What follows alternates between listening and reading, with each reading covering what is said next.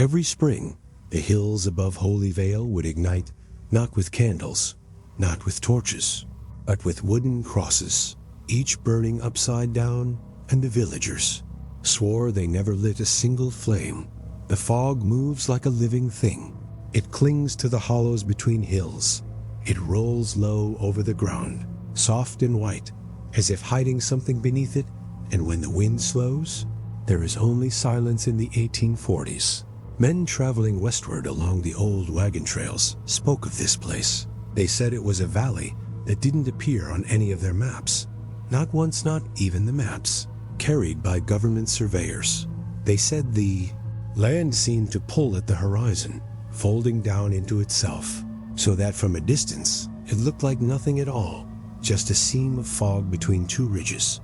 But if you followed the sound of water, or the faint toll of a bell carried on the wind, you would find yourself standing at its edge, a place that felt hidden on purpose. One of the earliest accounts came from a man named Asa Wilton, a trader. He had been heading toward the Missouri River when his horses refused to move forward along a certain stretch of the road.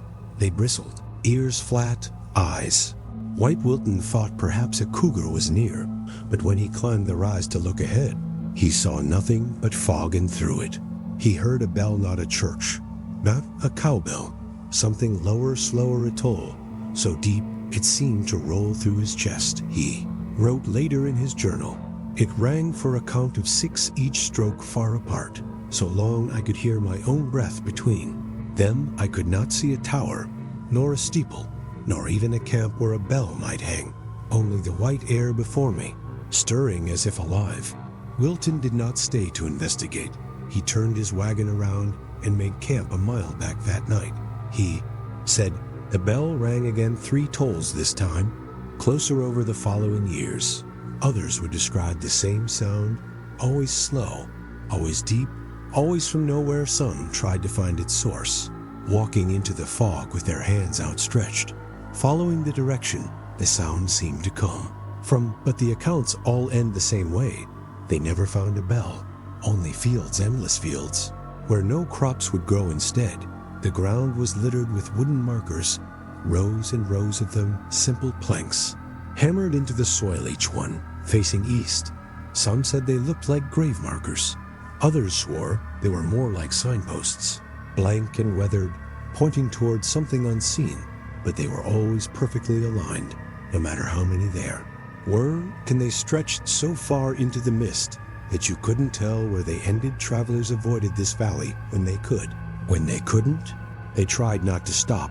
But a man named Ezra Pike did. Pike was a cartographer, hired by the government in 1846 to survey a new stretch of land for a proposed railway.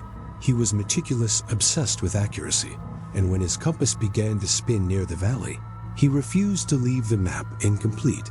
He camped at the edge of the fog with 2 assistants at dusk. He recorded the stillness of the air. At midnight, the bell began to ring 6 tolls. The sound, he wrote, seemed to come from everywhere at once. One of his men, a young surveyor named Harris, began to panic. He swore he could hear footsteps in the soil between the tolls, moving slowly in a circle around their camp. Pike dismissed it as nerves. But then, the fog moved. He described it like a curtain being pulled back. The field appeared, dotted with hundreds of those wooden markers, every one of them lit faintly by moonlight, all in the same rigid alignment, all facing the horizon. And beyond them, at the far edge of the valley, he saw something darker, a shadowed ridge, cut sharp against the stars.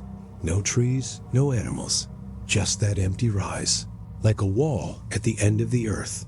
They left before dawn. Pike's final note in his journal was brief. It read, "No tower, no settlement, bells without origin markers in the soil. We are not meant to measure this place." He never returned over the years. A handful of others tried to chart the valley. None could. Compasses failed, distances stretched and shrank unpredictably.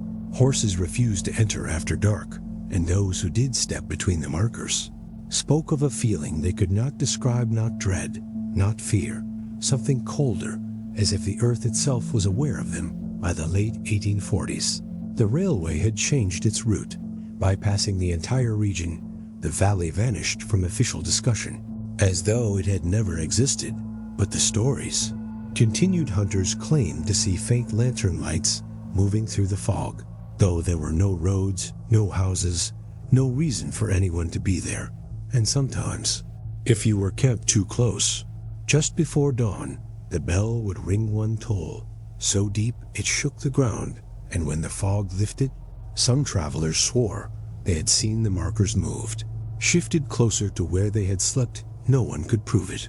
But few who heard the bell stayed a second night. The valley has no official name, no map will show it, but for those who crossed the plains in those years, its existence was undeniable, a place of fog, of markers, of a bell that tolled for no one. In one last detail, written in a letter by a trapper named Eli Corbin, who claimed he spent a night just beyond the markers, he said that, as the sun began to rise, burning away the mist, he could see the faces of the wooden planks for the first time, and each one, every single one, was carved with the same thing, a single line faint etched, deep enough to catch the light. It read, "Wait." And that is where his account ends. He never wrote another letter, and no one ever found his camp. The valley was quiet that spring. The fog drifted low and slow, thinning only where the sun broke through. The soil, though pale and dry, was easy to work. No stones, no weeds, only that strange emptiness. In 1851, a group of pilgrims, 27 in all, chose this place as their refuge. They were devout farmers, craftsmen, mothers, with children no older than 8, led by a preacher named Elias Mercer. They believed they had been guided here. Mercer claimed that in a dream, he saw a valley untouched by the hand of man, a place where the earth would hear their prayers, and when they found it, it matched his vision. The fog seemed to part for them as they descended the ridge. The markers, the ones travelers had spoken of for years, were still there, hundreds of weathered planks facing east, their carvings worn smooth by time. Mercer told his people these were signs, silent witnesses to a holy land. They should not be moved. He said they were to build among them, not over them. And so they did. Small cabins rose between the rows. A central hall, fashioned from pine and tar, served as both chapel and meeting house. Their first weeks were marked by quiet work and constant prayer. The valley stayed still, too still. Mercer wrote in his journal, "The air here holds no bird song. Even the wind moves soft, as though listening. At night, we hear no wolves, no owls, only the faint ringing, like a bell beneath the earth. The people are unafraid. I tell them this is the sound of a place sanctified." But something wasn't right. Several of the men complained that when they dug into the soil, they found no roots, no worms, no living thing, only the occasional patch of black, compacted earth, brittle as ash when touched still. They stayed when Easter approached. Mercer prepared a ceremony to bless their new home. They built 12 wooden crosses, each one 10 feet high, crafted from the same pale timber as their cabins. The crosses were plain, unmarked, set into the ground along the eastern edge of the settlement, beyond the last row of old markers. Facing the rising sun on the night before Easter, the valley was quiet again. The fog drifted in the bells, distant and low, tolled twice after midnight. No one slept well at dawn.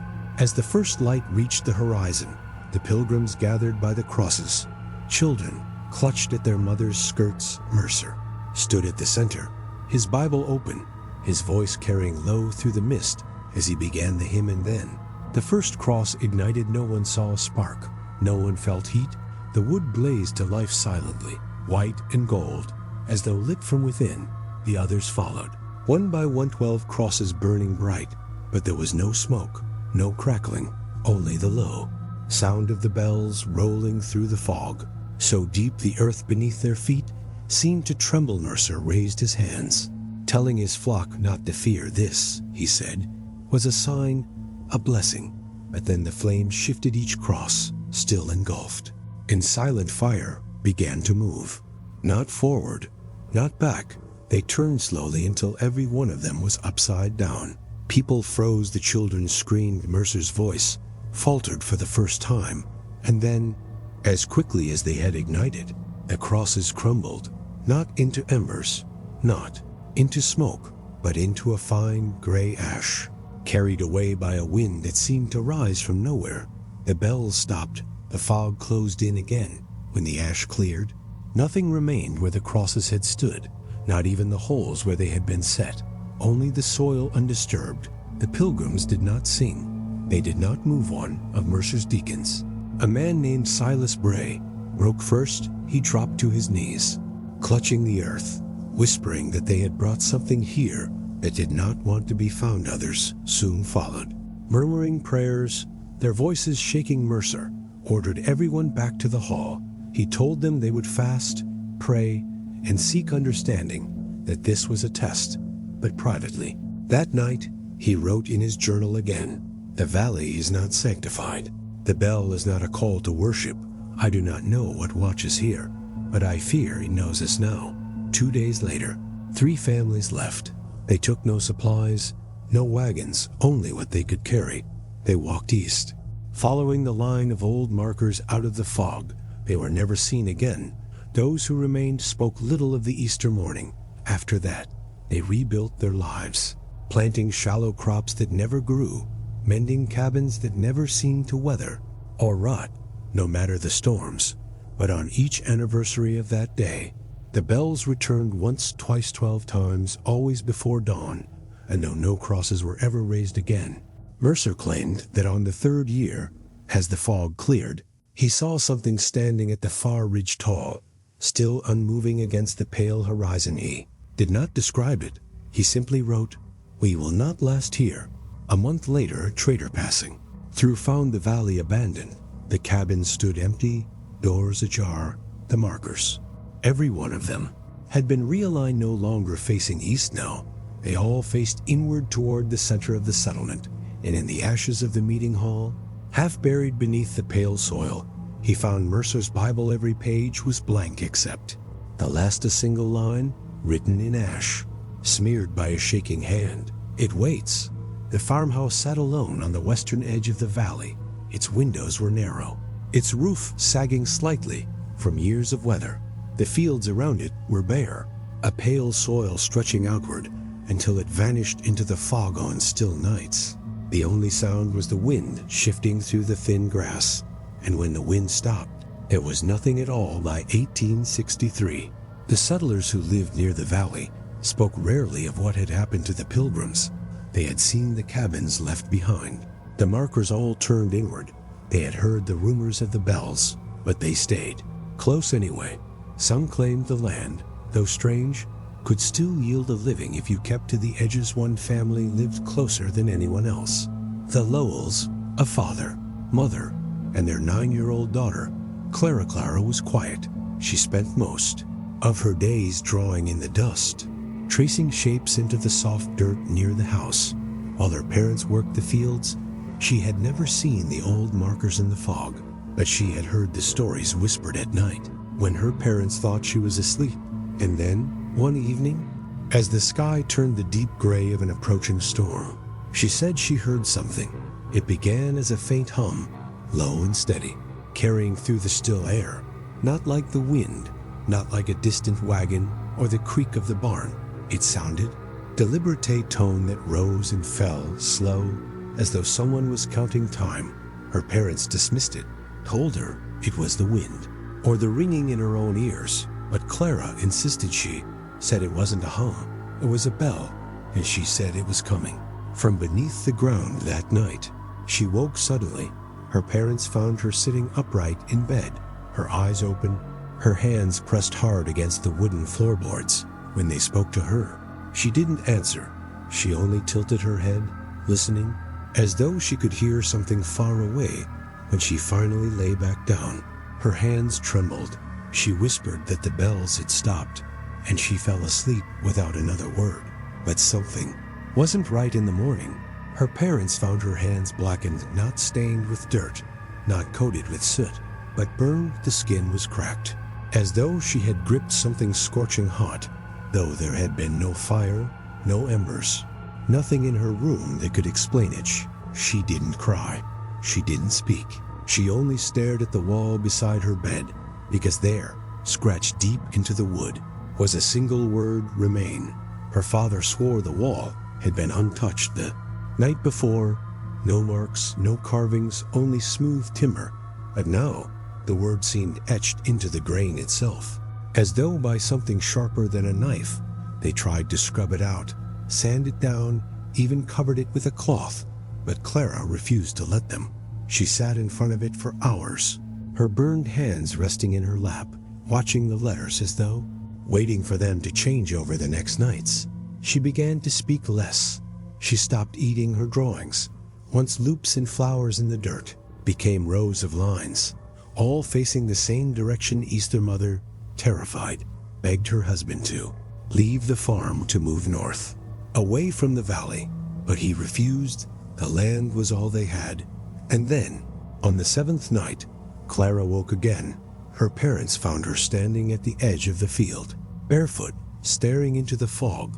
The bell was ringing slow, measured, each toll separated by a silence so deep they could hear the rasp of their own breath. Her father took her by the arm, pulling her back toward the house. Her skin was cold, her pulse faint when they looked down. They saw her footprints in the soil, every one of them perfectly aligned, all pointing east. That night, they did not sleep.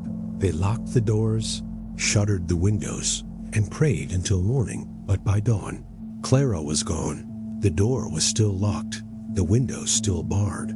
Her bed untouched. Only one thing remained behind on the wall where the word had been carved. Another line had appeared beneath it, faint, etched deep into the wood. It read, "Remain, do not follow." The Lowells searched for weeks. Neighbors joined them, combing the fog, calling Clara's name until their voices cracked. They found no tracks, no torn fabric, nothing to show where she had gone. But in the field beyond the ridge, just at the edge of where the old markers stood, they found something else. 12 small impressions. In the soil, child-sized, kneeling, all facing east. The Lowells abandoned their farm before winter. They left their tools, their animals, everything. The house still stands, though the roof has caved in, the windows long gone. The wall where the words were carved is still there, though the wood is gray and soft from rot. Visitors say the letters have faded almost completely. But if you look close, in the right light, you can still make out the last word scratched deep enough to catch the sun. Remain. And some who pass through at night say that if you press your ear to the floorboards where Clara once sat, you can still hear the bell-low, slow counting time. The church sat on the northern rise of the valley, its steeple sharp against the pale sky, whitewashed wood, narrow windows, a single bell hanging silent in the tower. From a distance, it looked ordinary, but the closer you came, the quieter the world became. Even the wind seemed to still. By the late 1860s, Holy Vale had drawn the attention of the church, not because of its promise, but because of its silence. Families had fled, cabins lay abandoned, travelers whispered of bells that tolled with no tower, and crosses that burned without fire. The diocese sent priests to investigate. At first, they came in pairs, later in groups of 3 each time. They stayed in the parish house beside the church, a squat, windowless structure of pine and stone. None of them ever gave a sermon after leaving. Not one. Some left the priesthood entirely. Others returned to their duties, but never spoke a word in confession, nor delivered a homily again when asked about Holy Vale. Most would simply shake their heads. Some wept. A few turned their eyes away and crossed themselves, lips trembling.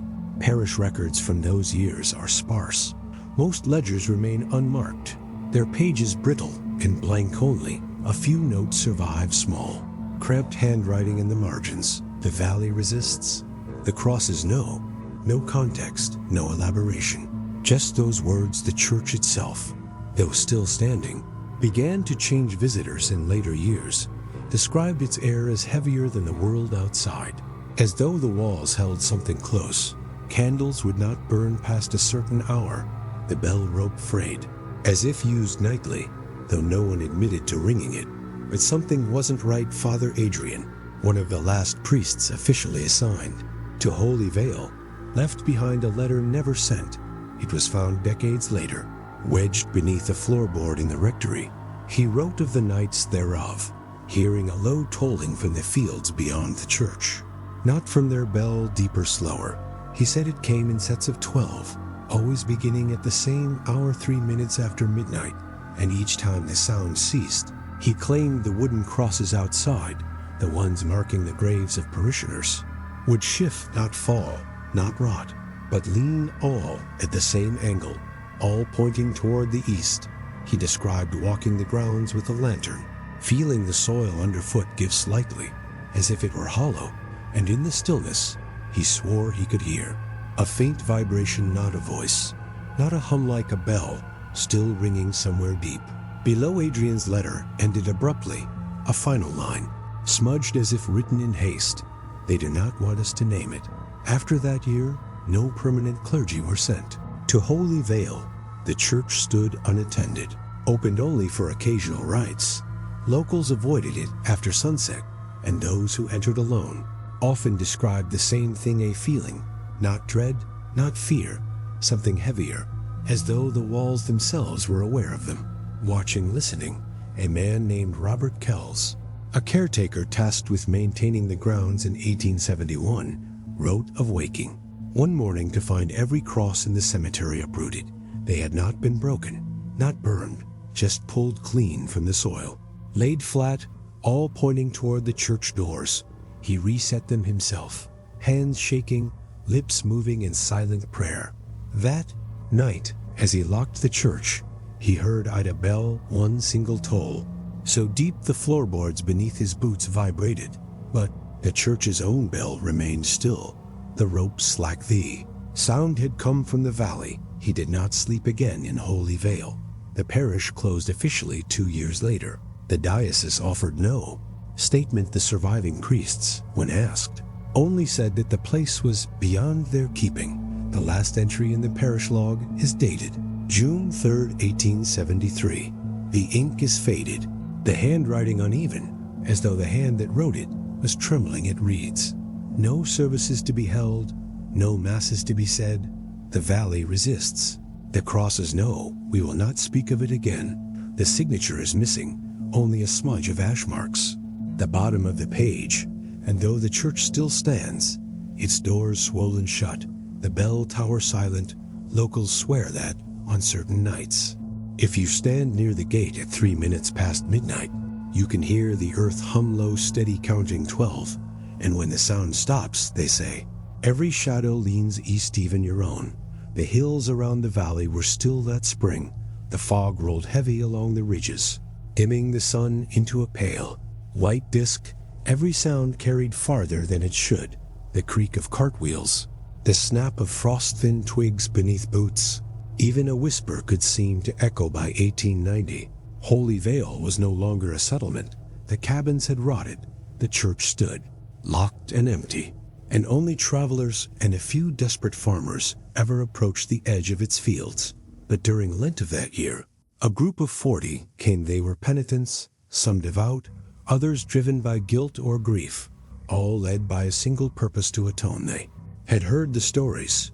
They knew what had happened here, but they believed the valley could still be redeemed. Their leader, a gaunt preacher named Father Elric, told them the strange events, the bells, the fires, the shifting markers were signs not of condemnation, but of trial if they could endure the season of Lent within the valley, fasting, praying, and offering themselves in humility. They believed God would cleanse the land. They brought little with them, just blankets, a few barrels of water, and 40 wooden crosses, each one cut from pale, untreated timber, each one over 12 feet tall. They planted them in the field east of the abandoned church, beyond the rows of leaning markers, all in a perfect circle, evenly spaced, facing inward. For 40 days, the group remained. They prayed at dawn, knelt in silence at dusk, and walked barefoot between the markers at midnight. The fog grew heavier with each passing week. By the final days of Lent, it never fully lifted, and then, on the evening before Easter, the quiet broke. The sky turned an unnatural shade of gray-blue. The air hung still, as though holding its breath. One of the penitents, a woman named Ruth Tunner, later said she felt something underfoot, not movement, not a tremor, a faint vibration, pulsing like a slow heartbeat, deep beneath the soil. And then she heard it low, distant, rising from below, chanting, not voices she could understand, not words in any tongue she knew, but the sound was there, subterranean, steady, growing louder. Others heard it too. Some froze, some dropped to their knees, clutching their crosses. And then, without warning, the first cross lit not with flame as they knew it. The wood glowed, a cold blue light erupting from within, tracing the grain as if the timber itself were alive. The others followed, all 41 after another, bursting into that same unnatural fire. There was no smoke, no heat. The flames moved soundlessly, twisting upward like ribbons, shedding a glow that turned the fog into a shifting sea of blue. The chanting grew louder, not above ground, not around them, but beneath them. Some claimed they could feel it resonating in their bones, like a drum too deep to hear, too low to name. Father Caldecott told them not to fear, that this was the sign they had been waiting for, that their suffering had been acknowledged. But something wasn't right. The crosses began to lean slowly, deliberately, each one turning in its socket of earth, till every one of them stood inverted, still burning. Still cold, some of the penitents ran, others stayed frozen, murmuring prayers through clenched teeth, tears streaking their faces. The chanting never stopped. It only grew slower, lower, and then the crosses collapsed, not into smoke, not into embers, into nothing. The blue light died with them, snuffed as though it had never been. The fog closed in so thick they could not see the church, could not see each other, could not even see the soil beneath their feet. Only the sound remained, the last toll of a bell, so deep it seemed to rattle their lungs. And then silence. When dawn came, the field was empty. The penitents' camp was gone. Blankets, barrels, every trace of their presence erased. Only the soil remained, pale and flat, unmarked except for a perfect circle where the 40 crosses had stood. The earth there was darker, brittle to the touch, breaking apart like cooled ash. Father Caldecott's Bible was found at the center of the circle, every page intact, every verse in place, except for one addition, a single line, written in a trembling hand on the back cover. The soil listens, and below it, smeared into the grain of the leather, the faint impression of 40 fingertips, pressed so deep it seemed they had burned their way in. The letters were found inside a cedar box, wrapped in a strip of torn vestment, hidden beneath the floorboards of a rectory that had not housed a priest in over a century. The paper had yellowed, edges brittle, but the ink was still dark. They belonged to Father Nathaniel Gralhu, a young parish priest assigned to Holy Vale in 1902, long after the parish had been abandoned as a permanent post. His task was simple: catalog the remaining relics, oversee the deconsecration of the church, and leave. But he did not leave, and his letters tell why. The first, dated March 19th, carries a careful hand, steady and measured. The valley is quieter than I had believed possible. It swallows every sound. The air feels close, as though I am breathing something that has been here far too long. At night, I hear what the others described, not a bell, not exactly, something heavier, deeper, pulsing through the soil itself. The markers in the field seem to lean more each day, all facing east. I do not know toward what. By April, his writing changes. The letters grow longer, the ink heavier, as if his hand pressed too hard.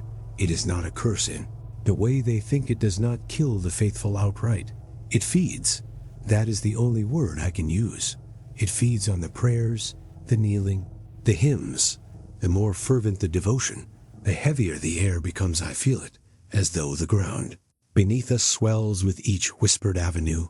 And the crosses, they do not burn as punishment. They burn as summons, as signal. There is something watching, and each flare of light calls it closer. He begins to describe the nights in detail, the slow tolling, the vibration beneath the floorboards, and the feeling that the soil itself was shifting, pulling minutely toward the east, as if answering something unseen. But something wasn't right. By his 5th letter, dated April 10th, the handwriting has begun to shake. Entire sentences slope downward, as if written by a hand too weak to steady. itself. I no longer kneel when I pray. Each time I do, the air thickens until I can hardly breathe. My candle dies for no reason, and always, after I rise, I hear the faintest scrape outside the rectory as the wood is moving across the soil. The old markers, perhaps I wait to find them closer each morning. The letters grow more frantic. As Easter nears, one speaks of footsteps in the hall. Though he is the only soul living within miles, another describes the bell, not ringing in the distance now, but resonating from beneath his bed, faint enough to feel through the bones before the ears. And then, the last complete letter dated Easter, Eve written in a hurried, uneven scrawl. It is not God who answers here. It is not his trial, nor his sign. I believe now the valley is not hollow by chance. There is a body beneath it, not flesh, not stone, a shape, immense and unseen, that feeds on the motion of our faith. The crosses are its measure, its markers. Each flame tells it where to look, I believe now. It already knows me by name. After that, the script trails off into jagged lines. The ink runs in arcs, as though the pen had been dragged by an unsteady hand or shaken arm. The final page holds only a single word, scrawled so deeply the pen tore. The paper closer. When locals found the rectory months later, it was empty, the bed made, the candles burned to stubs, the box of letters sealed beneath the floor. But every wooden marker in the surrounding fields had been driven into the earth at a slant 40 degrees, all pointing to the rectory door, and though the church bell had long since rotted from its yoke, neighbors swore that on the night they found the letters.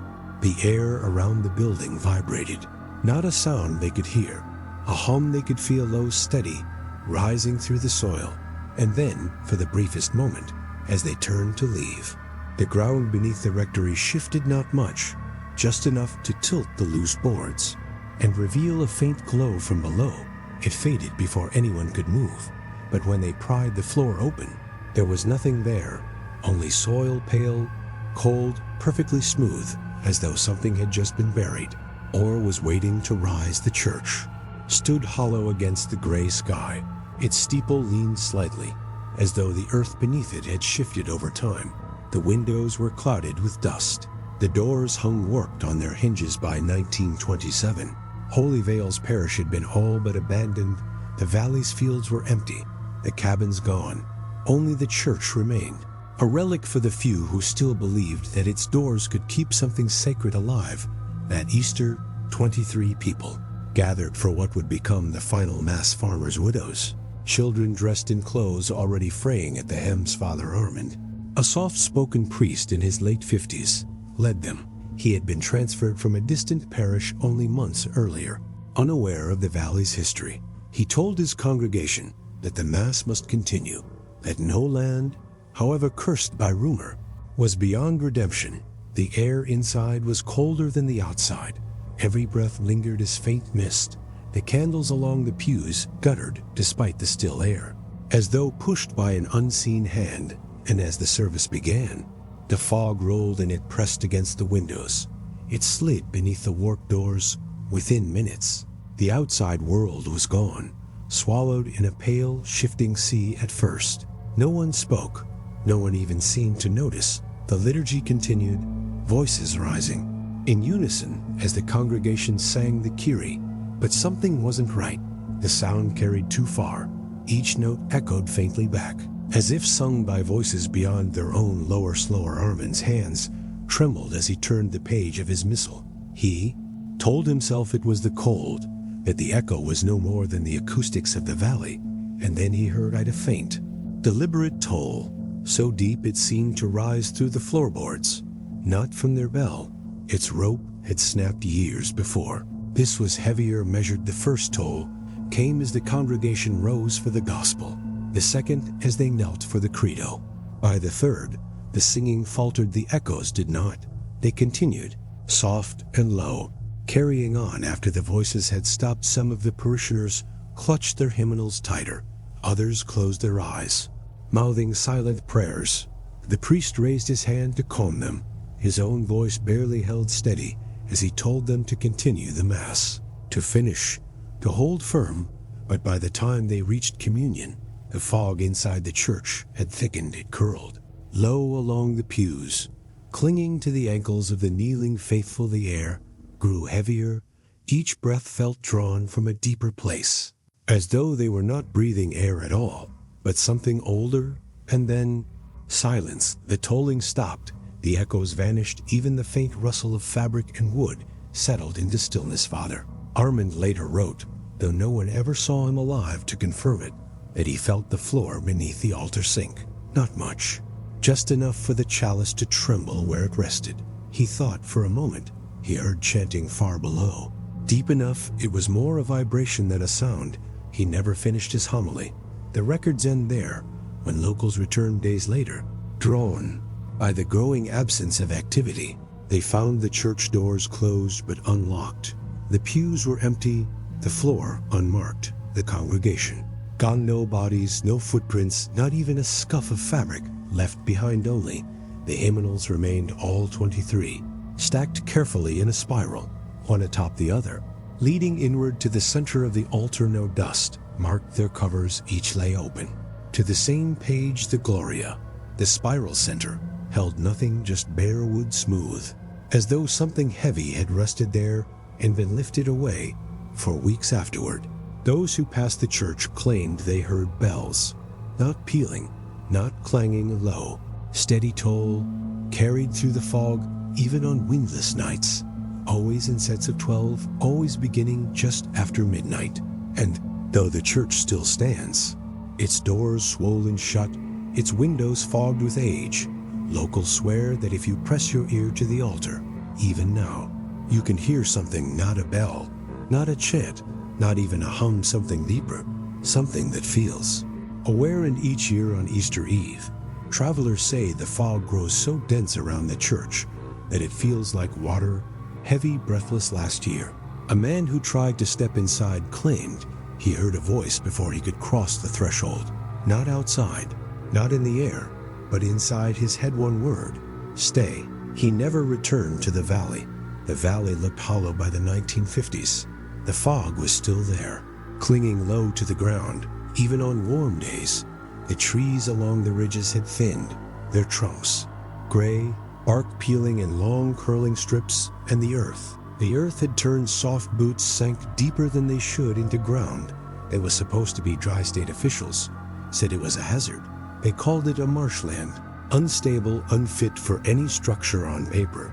Holy Vale was nothing more than a forgotten depression in the hills, one to be cleared before it swallowed itself completely. But the reports filed by the crews who went there tell a different story. In the summer of 1953, the first team arrived, 6 men, all seasoned contractors, tasked with tearing down what remained of the church and filling the wells that dotted the alley.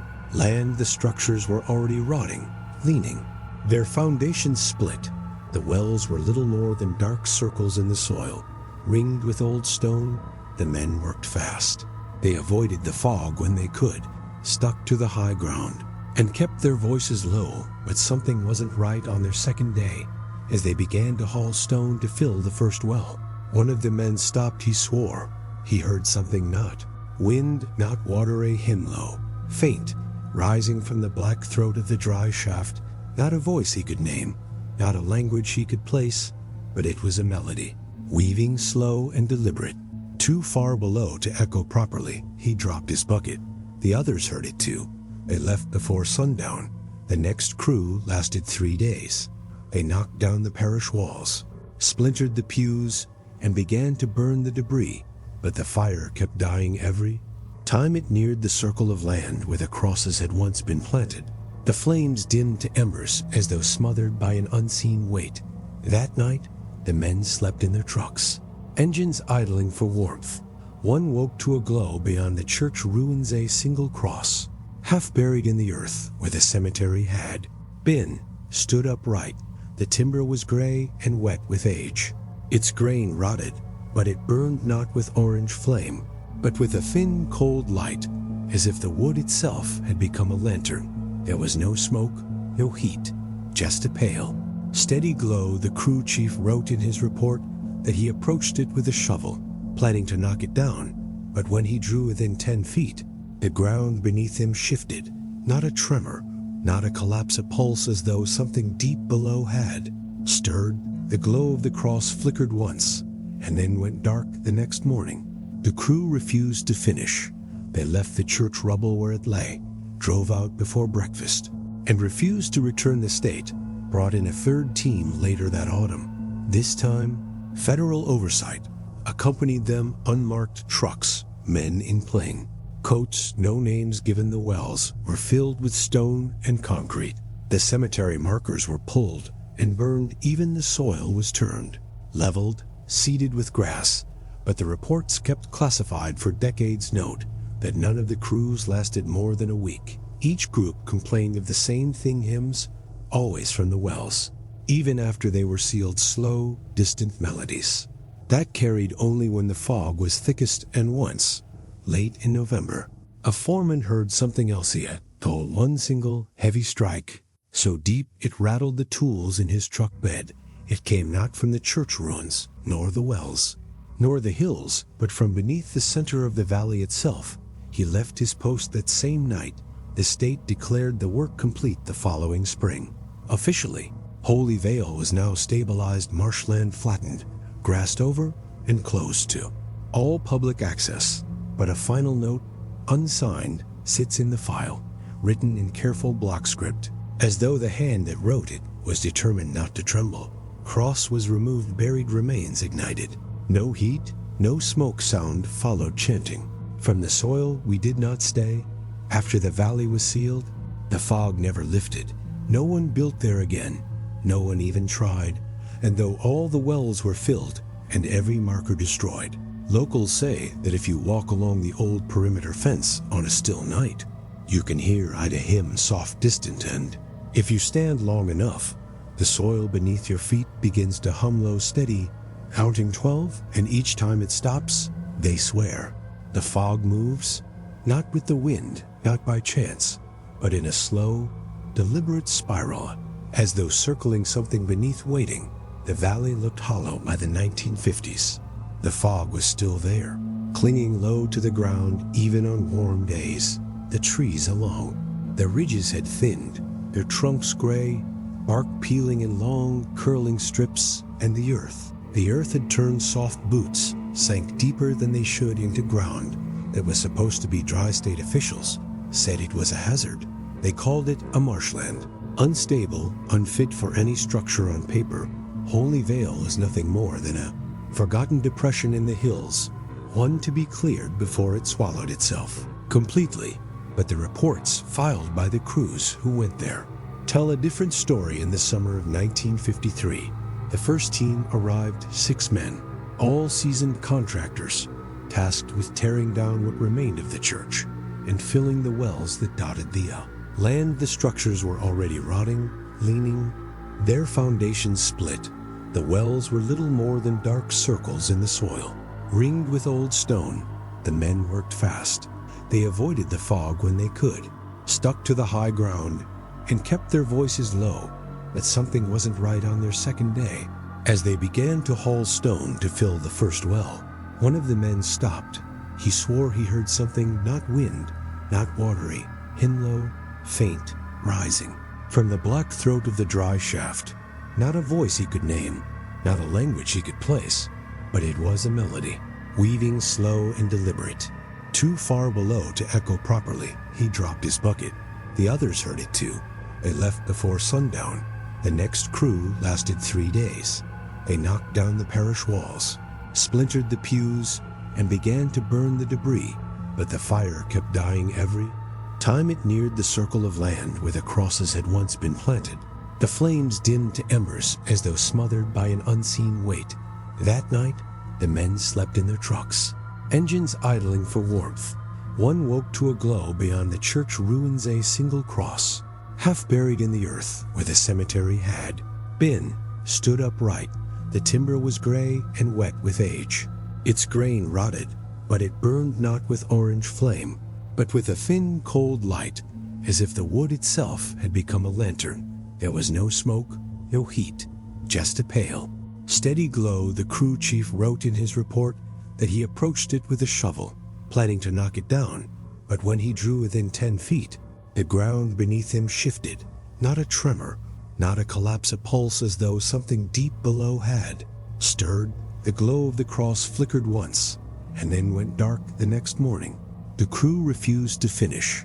They left the church rubble where it lay, drove out before breakfast, and refused to return the state. Brought in a third team later that autumn. This time, federal oversight accompanied them. Unmarked trucks, men in plain coats, no names given. The wells were filled with stone and concrete. The cemetery markers were pulled and burned. Even the soil was turned, leveled, seeded with grass. But the reports kept classified for decades note that none of the crews lasted more than a week. Each group complained of the same thing: hymns, always from the wells. Even after they were sealed, slow, distant melodies that carried only when the fog was thickest. And once, late in November, a foreman heard something else. He had told one single heavy strike, so deep it rattled the tools in his truck bed. It came not from the church ruins, nor the wells, nor the hills, but from beneath the center of the valley itself. He left his post that same night. The state declared the work complete the following spring. Officially, Holy Vale was now stabilized marshland, flattened, grassed over, and closed to all public access. But a final note, unsigned, sits in the file, written in careful block script, as though the hand that wrote it was determined not to tremble. Cross was removed, buried remains ignited, no heat, no smoke. Sound followed chanting from the soil. We did not stay. After the valley was sealed, the fog never lifted. No one built there again. No one even tried, and though all the wells were filled and every marker destroyed. Locals say that if you walk along the old perimeter fence on a still night, you can hear a hymn soft distant. If you stand long enough, the soil beneath your feet begins to hum low, steady, counting 12, and each time it stops, they swear. The fog moves not with the wind, not by chance, but in a slow, deliberate spiral as though circling something beneath, waiting. The fog was heavier that spring than it had been in years. It didn't drift, didn't rise and fall with the weather. It clung, as if the valley itself breathed it out. By 1998, Holy Vale was nothing but a patch of restricted land, fenced off and ignored by most. The state kept it marked as unstable ground. Local maps didn't bother to name it anymore, but Dr. Malcolm Rayner knew where to find.